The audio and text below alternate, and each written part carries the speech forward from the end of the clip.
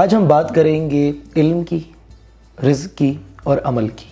یہ وہ کچھ ایسی باتیں ہیں جن کے لیے ہر بندہ پریشان ہے، ہر بندہ جستجو کر رہا ہے۔ میں نے کہیں پڑھا کہ وہ علم جو کبھی نیت نہ بن سکے، اور وہ نیت جو کبھی ارادہ نہ بن سکے، اور وہ ارادہ جو کبھی عزم نہ بن سکے، اور وہ عزم جو کبھی قصد نہ بن سکے، اور وہ قصد جو کبھی عمل نہ کرا سکے، اور وہ عمل جو کبھی نتیجہ نہ لا سکے، اور وہ نتیجہ جو کبھی محاسبہ نہ کرا سکے، اور وہ محاسبہ جو کبھی توبہ نہ کرا سکے۔ تو ایسے علم کے بارے میں اللہ قرآن میں کہتے ہیں تمثل حمار یحمل اسفار، یہ گدھے ہیں جنہوں نے اپنے اوپر کتابیں رکھ لی ہیں۔ تو قرآن میں یہ ذکر ہے کہ ایسے علم کا کوئی فائدہ نہیں ہے کہ جو کتابوں کی طرح آپ کے اوپر لاد دیا گیا ہے۔ سر ہم بچپن سے پڑھتے آ رہے ہیں، ہم نے اسکولنگ بھی کی ہے، ساری ایجوکیشن کمپلیٹ کرنے کے بعد یہ علم ہمیں نفع نہیں دیتا۔ اگر دیتا بھی ہے تو صرف پیسے کمانے تک۔ آخرت میں کیا ہوگا، دنیا میں کیسے رہنا ہے، فیملی کو کیسے برقرار رکھنا ہے، ورک لائف بیلنس کیا ہوگا، وہ علم ہم بڑی مشکل سے سیکھتے ہیں۔ تو آپ اس پر کیا کہیں گے کہ ہمیں علم، عمل اور رزق، ان تین چیزوں کے اوپر کیسے محنت کرنی چاہیے؟ یہ جو تینوں عناصر ہیں، یہ تینوں عناصر کا ایک کنیکٹیوٹی ہے۔ جی سر۔ یہ الگ الگ نہیں ہے، ان کی کنیکٹیوٹی بڑی امپورٹنٹ ہے۔ آپ علم حاصل کس لیے کر رہے ہیں، اس کا مقصد کیا ہے؟ آپ رزق کیوں حاصل کر رہے ہیں، اس کا مقصد کیا ہے؟ آپ عمل کیسا کیوں کر رہے ہیں، اس کا مقصد کیا ہے؟ یہ اگر تینوں مقاصد اکٹھے ہو جائیں، یہ تینوں کام اگر اللہ کی رضا کے لیے کیے جائیں، تو پھر اس سے اچھا عمل کوئی ہو نہیں سکتا، اور پھر ہم وہیں پہنچتے ہیں جہاں ہمیں پیدا کیا اللہ تعالیٰ نے پہنچنے کے لیے۔ علم حاصل کرنا اور اس کے لیے احادیث بیش بہا موجود ہیں۔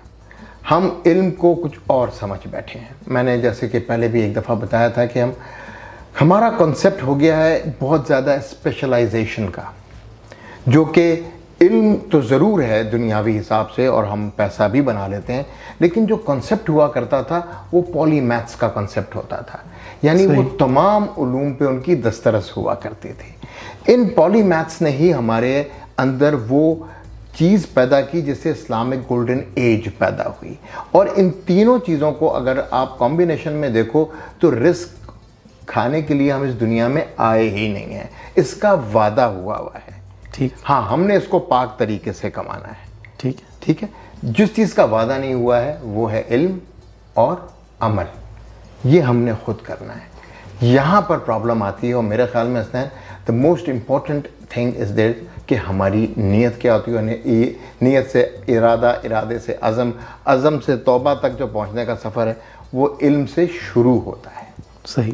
سر اس میں پڑھ رہا تھا کہ ایک انسان کی جو، اگر آپ انگریز کی کتاب اٹھائیں یا اسلام کی کتاب اٹھائیں، ایسٹرن ہو ویسٹرن ہو، یہی کچھ ایسے مسائل ہیں جس کے لیے انسان پریشان ہے کہ وہ علم ایسا حاصل کرے جس سے اس کا فائدہ ہو، وہ عمل ایسا کرے کہ جس سے اس کا فائدہ ہو، اور رزق بھی اس کو اچھا ملے۔ تو قرآن مجید میں اللہ تعالیٰ نے فرمایا کہ یہ میرا کویسچن ہے آپ سے، کہ قرآن مجید میں آتا ہے کہ انسان کو تین طرح کے خوف ہیں۔ ایک خوف یہ ہے کہ وہ اس کی عزت اور ذلت کا، کہ بھئی میری بےزتی نہ ہو جائے کہیں پہ۔ ایک اس کا خوف یہ ہے کہ رزق کہاں سے آئے گا۔ ایک اس کا خوف یہ ہے کہ میں مر نہ جاؤں۔ تو اللہ فرماتے ہیں کہ یہ تین جو خوف ہے نا، ان سے انسان بچتا ہے۔ اور پھر اس کا جواب اللہ فرماتے ہیں کہ اے ایمان والو، وہ لوگ جو ایمان لے آئے ان کے دلوں سے میں نے خوف کو دور کر دیا۔ تو ان تین معاملات میں کیسے خوف دور کیا جائے؟ سب سے پہلے بات تو ہم اس مائنڈ سیٹ پہ بات کریں کہ وہ ابھی ہم ایز اے سویلائزیشن، میں مسلمانوں کی بات کر رہا ہوں بالعموم اور پاکستان کی بات کر رہا ہوں بالخصوص۔ ایک جوش اسکالر کی تم نے مجھے ایک بات بتائی تھی، بڑی مزیدار سی، کہ ابھی تک ہم سروائیول انسٹنکٹ میں ہی جی رہے ہیں۔ ایسا ہی ہمارا معاشرہ اس وقت اس لیے جی رہا ہے کہ اس نے کسی کی ٹانگ کھینچنی ہے اور اس کا رزق چھین کر خود کھا لینا ہے۔ اس انسٹنکٹ سے ہم ابھی تک باہر ہی نہیں نکلے۔ ہم گروتھ موڈ میں نہیں، ہم گروتھ موڈ میں ہیں ہی نہیں۔ ابھی تک تو ہم سروائیول انسٹنکٹ میں ہیں، جو کہ کیوز کے زمانے میں انسان ہوا کرتا تھا۔ ہاں، کہ جب شکار کرتا تھا اور مارتا تھا اور دوسرے سے شکار، اس کا کیا ہوا شکار چھین لیتا تھا۔ ابھی تک ہم اسی موڈ میں ہیں، من اصل قوم۔ اس کے بعد شروع ہوا تھا، اس کی اکانومی پہ بات شروع ہوئی، پھر ہیلتھ کی بات شروع ہوئی، ایگریکلچر پہ ڈیولپ ہوا۔ یہ انسان کے ارتقاء کی پوری کہانی، وہ جوش اسکالر، میں نام اس کا بھول جاؤں، اس کا نام ہے سر یووال نوآ ہرارے۔ یس، اس بندے نے جو کانسیپٹ بتایا ہے ایک یہودی ہوتے ہوئے، میں حیران ہو گیا اس کانسیپٹ کو کہ ابھی تک تو بھیا ہم پہلی والی ہی سروائیول انسٹنکٹ سے باہر نہیں نکلے.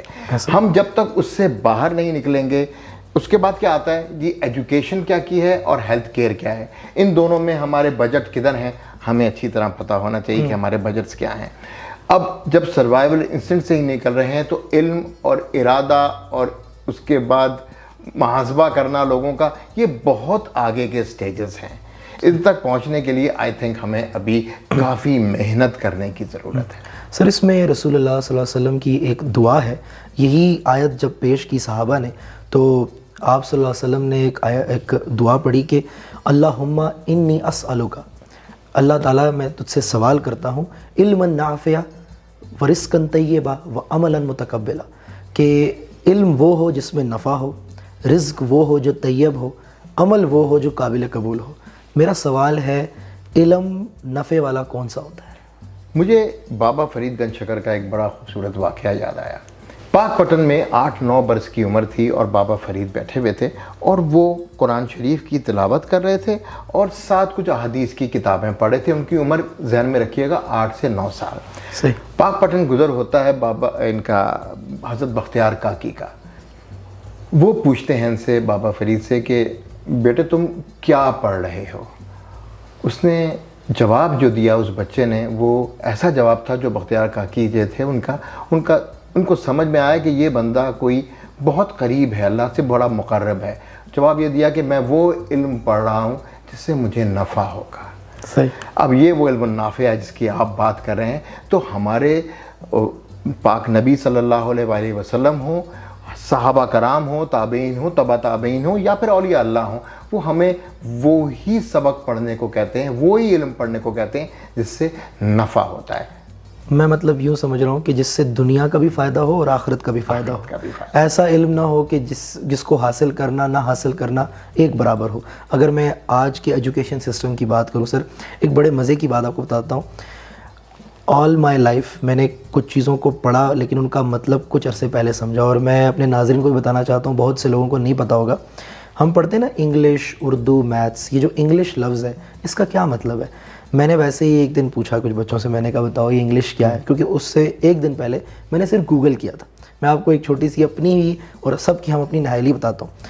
انگلش لفظ جو ہے وہ ENG انگ اور LISH، یہ 2 لفظوں سے مل کے بنا ہے. انگ کا مطلب ہوتا ہے انگلینڈ اور لش کا مطلب ہوتا ہے لینگویج، یعنی کہ انگلینڈ کے بولنے والوں کی لینگویج. لیکن لفظ بچوں کو نہیں پتہ کہ انگلش کا کیا، بس پڑھ رہے ہیں لیکن پتہ ہی نہیں کیا ہے. اب اردو ہے، اردو لفظ کا مطلب ہوتا ہے لشکر. یہ ترکی کا لفظ ہے لشکری زبان ہے، بالکل تمام زبانوں سے مل کے بنی ہے. جب بابر آیا تھا یہاں پر اپنے ساتھ فوج کو لے کر آیا تھا تو اس میں فارسی بولنے والے بھی تھے، عربی بولنے والے بھی تھے اور ترکی بولنے والے بھی تھے، پھر پنجابی، سندھی، بلوچی، ہر زبان شامل ہوتی گئی تو وہ ایک لشکر بن گیا زبانوں کا. اسی طرح میتھس ہے، میں زیادہ تو ڈیٹیل میں نہیں جاؤں گا لیکن میتھس بھی میتھامیٹکس سے نکلا ہے. میتھ کا مطلب ہوتا ہے ٹو کیلکولیٹ اور میٹکس کا مطلب ہوتا ہے میتھڈس. تو میتھڈس ٹو کیلکولیٹ، مطلب کہنے کا یہ ہے کہ اگر علم سے میں نے نفع لینا ہے تو اگر میں اس لفظ کے مطلب کو ہی نہ سمجھوں اور بعد میں اس کو جتنا بھی پڑھ لوں، مطلب وہی ہے نا کہ ہماری نالج اور انڈرسٹینڈنگ کہاں بلٹ ہوگی کہ میں ڈائریکٹ کویسچن آنسر سالو کرنے پہ چلا جاؤں. اس میں کویسچن یہ ہے کہ مولانا احمد رضا خان بریلوی کی جتنے بھی جو ہیں وہ آپ نے اس دن بھی میرے ساتھ ذکر کیا تھا کہ ان کا علم پہ ایسا کمانڈ تھا کہ وہ جو اس کا نام بھی رکھتے تھے نا اپنی اس پوری عبارت کا، وہ بھی بڑے علم کے حساب سے رکھتے تھے. ہر فتویٰ جو فتویٰ رضویہ میں ہے مولانا احمد رضا خان کا، اس فتوے کی ہیڈنگ جب پڑھتے ہیں آپ تو آپ کو ایگزیکٹلی 2 باتوں کا پتہ لگتا ہے کہ یہ کب فتویٰ جاری ہوا تھا، سن کیا تھا، ڈیٹ کیا تھی اسلامی، وہ سب اس فتوے کے نام سے ہی کلیئر ہو جاتا ہے. تو ہسٹری جو ہسٹورین ہے وہ کنیکٹ کر جاتا ہے کہ یہ فتویٰ ہسٹری میں کس بات میں نمودار ہونے کی وجہ سے یہ فتویٰ دیا گیا، یعنی کہ علم عددی جسے کہتے ہیں. علم عددی جس کو، تو جب اس کو اس عربی کے لفظ کو آپ علم عددی میں کنورٹ کرتے ہیں تو وہ تاریخ اور وہ تاریخ پوری بن زبردست. مطلب یہ تو ایک وہ بات ہے کہ اسی کو میں سمجھتا ہوں کہ علم کی معراج ہے. اور ایک بڑی خوبصورت اس پہ ایک عبارت بھی ہے کہ سر حضرت علی کے متعلق یہ بہت مشہور ہے کہ ان کے مناظرے اور ان کے مباحثے بہت مشہور تھے، کیونکہ جب اسلام پھیل رہا تھا تو لوگوں تک یہ بات پہنچتی تھی جو غیر مسلم تھے کہ ایک شخص موجود ہے کہ جس کے پاس علم بہت ہے تو لوگ آتے تھے, ان سے سوالات لے کے آتے تھے. اس میں یہود و نصارہ کے بہت لوگ آتے تھے اور بڑے خوبصورت جو ہیں ان کے واقعات ہیں. ابھی تو یہ اتنا ہمارے پاس وقت نہیں ہے کہ ہم اس میں پوری ڈیٹیل میں ایکسپلین کریں, لیکن ایک یہودی نے خوبصورت بات کی تھی حضرت علی کے متعلق جو میں یہاں بتانا چاہتا ہوں. انہوں نے کہا کہ تعلیم عربی کا لفظ ہے. انہوں نے کہا کہ ہم تعلیم ڈھونڈنے آئے تھے اور اس کا عین لام اور یہ علی کے پاس ہے. اگر یہ علی سے نہ لیا تو پیچھے تے اور میم بچ جاتا ہے جو کہ صرف تم ہے, تو تم صرف اپنے ساتھ ہی واپس جاؤ گے اگر تم علی کے علم کو نہیں سمجھو گے. تو یہ بڑی خوبصورت عبارت یہودی نے ایک کہی تھی حضرت علی کے متعلق, اور وہی بات ہے کہ حضرت علی کا علم جو ہے وہ سیدھا رسول پاک صلی اللہ علیہ وسلم سے ہی آ رہا ہے. تو جو علی کے علم کی خوبصورتی بیان کرتے ہیں وہ یہ بھی دیکھیں کہ علی اس دروازے کا نام ہے جس کا شہر رسول اللہ صلی اللہ علیہ وسلم ہے. اب بات کو آگے بڑھاتے ہیں سر. رزقاً طیبہ, طیب ہم بچپن سے پڑھتے آتے ہیں, پہلا کلمہ طیب میں نے پاک, تو طیب رزقاً طیبہ ہم نے آج تک مطلب ہماری جنریشن میں ہمیں جب گروم کیا ہے ہمارے والدین نے یا ہماری سوسائٹی نے, تو رزقاً طیبہ کی بات نہیں ہوئی. بات یہ ہوئی ہے رزق کی, بات ہوئی ہے کہ آپ نے کمانا ہے اور کیسے کمانا ہے. کہ بھئی آج کل ہر بندہ کہہ رہا ہے how to make money, online کما لو, ایسے کما لو, ویسے کما لو, 2 جابز ہوں, بلینئر بنو. اور وہ ایک پورا ہم جو ہے نا وہ کلونیل مائنڈ سیٹ اور وہ جو کانسیپٹ ہے کہ بھئی ڈریم اچیو کرنی ہے, گاڑی بھی بڑی ہونی چاہیے, ایک بنگلہ بھی ہونا چاہیے. اللہ تو ایسا کوئی وعدہ نہیں کر رہا اور صرف 1-2 الفاظ میں بات کر رہا ہے کہ رزقاً طیبہ. تو یہ رزقاً طیبہ ہوتا کیا ہے؟ سب سے پہلی بات تو یہ انڈرسٹینڈ کرنے کی ضرورت ہے کہ اتنے سارے نظام اس دنیا نے دیکھ لیے, لیکن جو اللہ تعالیٰ کا نظام ہے رزقاً طیبہ کی طرف جو لے کے جاتا ہے, ہم نے اس کی طرف خود بھی نظر ثانی کبھی کی نہیں. آپ کمیونزم کی بات کر لو, آپ کیپٹلزم کی بات کر لو, آپ کسی بھی ازم کی بات کر لو, جو بیسیکلی کانسیپٹ یہی ہے کہ دولت کا بٹوارہ کیسے ہونا ہے, کس کے پاس کتنی دولت ہونی ہے. کیپٹلسٹ کچھ اور کہتا ہے اور کمیونسٹ کچھ اور کہتا ہے. اللہ تعالیٰ کیا کہتا ہے رزقاً طیبہ؟ خوبصورت باتیں ہیں میرے اللہ تعالیٰ کی کہ وہ کہتا ہے کہ تمہارا مال پاک کر دوں گا اگر تم زکوٰۃ دو گے. اب اگر سارے امیر لوگ ہمارے اپنے مال میں سے زکوٰۃ صحیح طریقے سے ادا کریں تو ڈسٹریبیوشن آف ویلتھ ہو گئی. نہ کیپٹلزم آیا, نہ کمیونزم آیا, کچھ نہیں آیا, لیکن ہماری رزق کی پراپر ڈسٹریبیوشن ہو جاتی ہے اگر ہم زکوٰۃ صحیح سے دیں اور اپنے مال کو پاک کر لیں. اچھا, اس کا یہ مقصد بھی نہیں کہ ساری بدماشیاں کرو, پیسہ کماؤ, اس کے بعد زکوٰۃ دے کے پاک کر لو. This is also very understandable point کہ ہم نے وہ کمانا کیسے ہے. اچھا, یہ جو کمایا ہوا رزق ہوگا یہ ہماری عزت کے لیے اور ہمارے پیٹ کے لیے بہت کافی ہوگا, لیکن جب اس میں مقابلہ اور کمپٹیشن آ جائے گا پرابلم وہاں سے شروع ہوتی ہے اور اس کے بعد وہ رزق کبھی طیب نہیں رہ سکتا. یعنی کہ سورس آف انکم بہت امپورٹنٹ ہے, بہت کہ آپ اس سے کیا کر رہے ہو وہ بعد کا فیز ہے. ایگزیکٹلی. ابھی بھی آپ دیکھیں نا بہت سارے بڑے بڑے لوگ ہیں, انہوں نے اپنے لنگر خانے چلائے ہوئے ہیں, سب کچھ کیا ہوا ہے, دسترخوان چل رہے ہیں. ایکچولی دیکھا جائے تو وہ اللہ کے سامنے اپنی منی کو وائٹ کرنا چاہ رہے ہیں, لیکن وہ اس طرح منی وائٹ نہیں ہوگی کیونکہ source of income is very important. صحیح. وہ جو رسیدیں نہیں مل رہی نا لوگوں کی, وہ بڑا امپورٹنٹ ہے. جب تک وہ نہیں ملے گا جب تک معاملہ ٹھیک نہیں چلے گا اور طیب رزق کی طرف ہمارا پہلا سٹیپ ہی نہیں چلے گا. سر اس میں قرآن کی ایک آیت مجھے یاد آ گئی کہ اللہ فرماتے ہیں واللہ خیر الرازقین. اللہ اپنی ذات کی قسم کھا رہے ہیں کہ واللہ, تمہیں صرف اللہ ہی خیر کا رزق دے سکتا ہے, اور جو رزق تمہیں دینے کے جو راستے ہیں نا وہ تمہیں, میں اس دن پڑھا تھا بڑے مزے کی بات کہ اکانومی کے اوپر ہم ڈھونڈتے ہیں کہ کس کو اکانومی کا زیادہ پتہ ہے اور یہ بہتر چلا لے گا. اکانومی لفظ جو نا سر اکانومیا سے نکلا ہے, یہ گریک ورڈ ہے, اس کا مطلب ہوتا ہے ٹو لیک, کسی کی ہار میں کسی کی جیت ہوگی. کچھ ایسٹس کچھ ایلیٹس بلڈ کر لیں گے اور وہ تب تک بلڈ رہیں گے کہ جب تک کچھ لوگ غریب رہیں گے, جبکہ رسول اللہ صلی اللہ علیہ وسلم کا نظام تو یہ ہے کہ بھائی اس میں سب کی کامیابی ہو. جو آپ زکوٰۃ دیتے ہیں اس کے اوپر تو بڑی سخت باتیں ہیں کہ اس دن سے ڈرو کہ تمہارے گھر سے تو کھانے کی خوشبو اٹھے لیکن تمہارے پڑوسی کے گھر میں جا رہی اور اس کے گھر فاقے چل رہے ہوں, تو اس دن سے ڈرو کہ وہ تمہاری دیواریں پھلانگ لے. تو اسی لیے زکوٰۃ کا کہا گیا کہ بھی زکوٰۃ دو تاکہ ایک بیلنس قائم رہے. زکوٰۃ کا لفظ جب بھی استعمال ہوا ہے ساتھ نماز کا, واقعہ الصلاۃ وآتوا الزکاۃ, اس کے بعد ہمیں کوئی گنجائش نہیں رہتی کہ کون سا رزق آپ کو اچھا طیب اور پاک لینا ہے اللہ تعالیٰ سے. اچھا, رزق اتنا ہی ملے گا جتنا چوتھے مہینے میں ماں کے پیٹ پہ یہاں پہ لکھ دیا گیا تھا, ایسے ہی ہے. اب ہماری مرضی ہے ہم اس کو حرام کر کے کمائیں یا حلال کر کے کمائیں. دس از دا کی پوائنٹ کہ ہم اس کو کماتے کیسے ہیں. یہ ہمارے رزق کو پاک کرتا ہے. اس کے بعد زکوٰۃ آتی ہے جو ہمارے رزق میں مزید اس میں رحمت آ جاتی ہے, اس میں برکت آ جاتی ہے. سر یہ جو آپ نے پوائنٹ کہا کہ رزق تو لکھا جا چکا ہے, اب اس کے طریقے پہ بات آتی ہے, تو وہ ہمارا اگلا پوائنٹ ہے کہ عمل کیا ہو, کہ وہ عملاً متقبلا, کہ وہ عمل جو کہ قابل قبول ہو. اس میں ایک چھوٹی سی بات کرنا چاہوں گا. ہمارے ایک ٹیچر تھے اسکول میں, سر عبدالرحمان آصف, ابھی وہ دنیا میں نہیں, اللہ ان کے درجات بلند کرے, ان کی مغفرت فرمائے. انہوں نے یہ بات ہمیں سمجھائی تھی کہ دیکھو تم ابھی میٹرک کر کے چلے جاؤ گے یہاں سے, تو کسی کے 900 نمبر ہوں گے, کسی کے 950, کسی کے 1000 ہوں گے, یہ میٹر نہیں کرے گا. کچھ سالوں بعد ہی تم بھول جاؤ گے. تم سے کوئی, آج ہم سے کوئی نہیں پوچھتا 9th میں کتنے نمبر تھے, 10th میں کتنے تھے, وہ باتیں پرانی ہو گئی. لیکن ایک بات سیکھ جاؤ کہ حلال اور حرام کی تمیز سیکھ جاؤ. تو میں نے اپنے ابو کو آ کے یہ بات بتائی, تو انہوں نے کہا کہ یہ بہت بڑا نقطہ ہے, زندگی ہے ہی اس کے اوپر, اپنا ہر عمل حلال رکھنا ہے اور حرام سے بچنا ہے.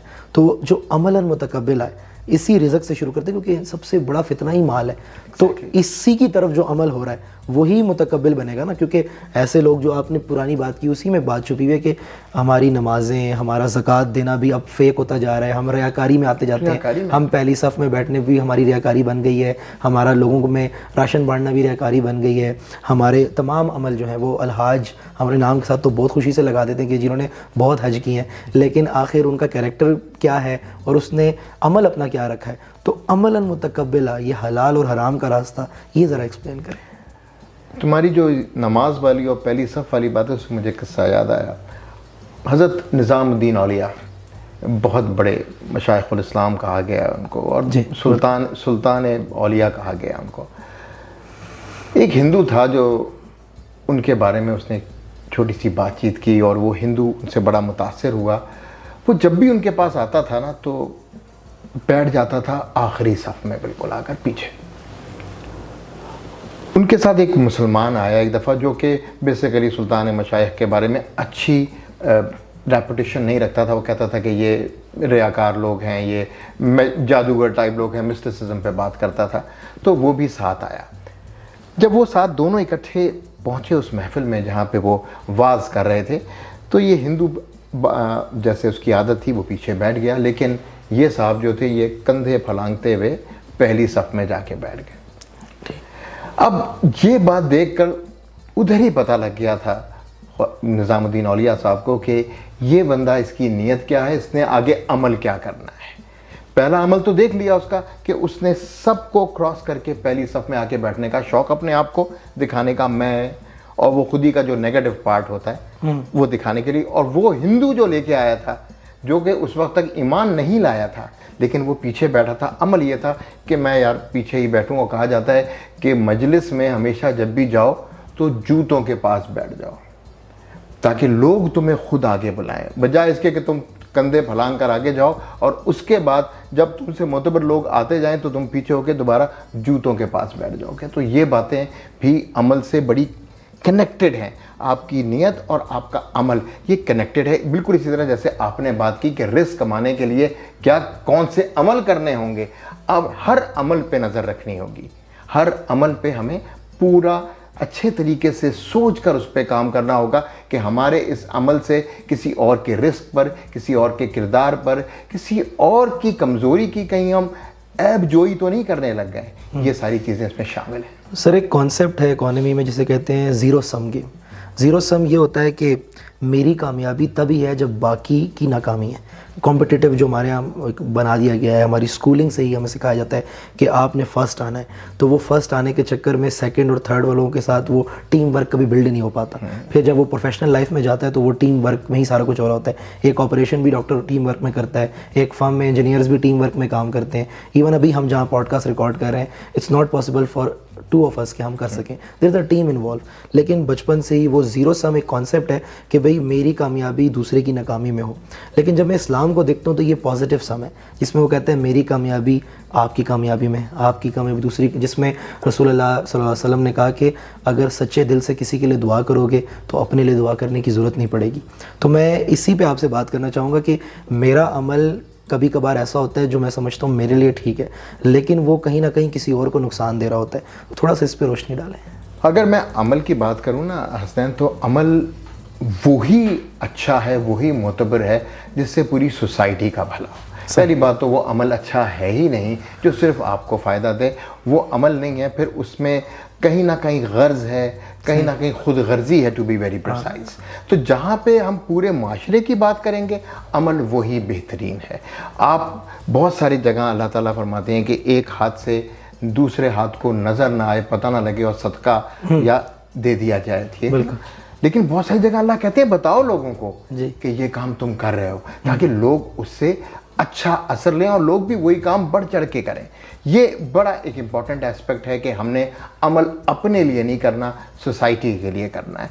सोसाइटी के लिए अपने जिस इदारे में हम काम कर रहे हैं उस इदारे की बेहतरी के लिए करना है, चाहे वो इदारा कोई भी हो, जुडिशरी हो, कोई भी इदारा हो, उस इदारे की बेहतरी के लिए काम करेंगे तो ऑटोमेटिकली हमारा अमल जो होगा वो मकबूल होगा अल्लाह की बारगाह के अंदर। तो सर मैं इस सारी बात को अगर समेटूं तो मैं ये समझता हूँ कि जो 3 खौफ जो ज़िक्र हुए हैं कुरान में कि तो मैं उनको इसी दुआ के अंदर रिलेट कर सकता हूँ। आपने जो एक्सप्लेन किया, आपने जब बात आई कि भाई इंसान को इज़्ज़त और ज़िल्लत का खौफ होता है, तो जब इंसान हासिल कर लेता है ऐसा अमल जो अल्लाह की राह में कबूल हो, तो फिर उसको मुझे नहीं लगता कि उसको अपनी इज़्ज़त और ज़िल्लत का खौफ होगा।